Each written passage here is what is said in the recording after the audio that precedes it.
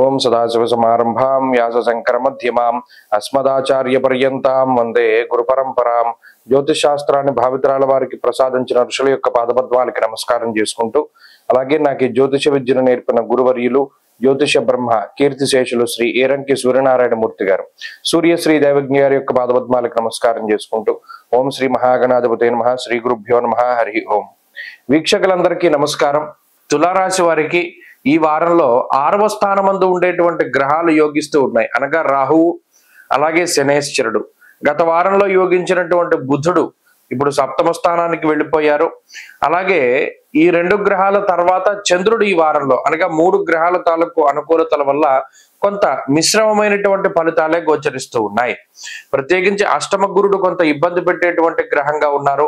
7వ స్థానస్థిత రవి బుధులు మిశ్రమంగా ఉన్నారు. దశమ కుజుడు కూడా అంత యోగించట్ల. కాబట్టి ఇక్కడ తులారాశి వారికి ఒక స్తబ్దత అనేటువంటిది ఏర్పడుతుంది.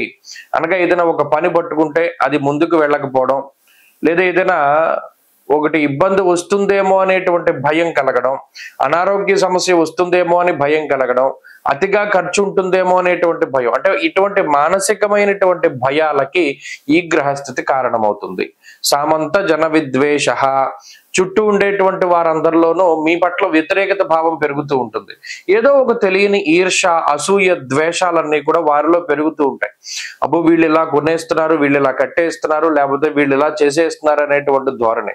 ఎంతో కష్టపడి స్వశక్తిని నమ్ముకుని ఎవరి మీద కూడా నమ్మకాన్ని పెట్టుకోకుండా మీకు మీరుగా కష్టపడి నిర్మించుకుంటూ ఉన్నటువంటి సామ్రాజ్యం, దాన్ని చూస్తూ ఇతరులు ఓర్వలేనటువంటి పరిస్థితి. తత్ఫలితంగా నీకేంట్లే, నీకు అన్నీ ఉన్నాయి కదా, లేదా నువ్వు ఇలా చేస్తున్నావు కదా అనేటువంటి ఒక మాటలు, సూటుపోటు మాటలు, బంధువుల నుండి కానీ, కుటుంబ సభ్యుల నుండి కానీ, లేదా మిత్రుల నుండి కానీ ఒక రకమైనటువంటి ఈర్ష్యాద్వేషాలతో నిండినటువంటి మాటల్ని స్వీకరించవలసి వస్తుంది తులారాశి వారు.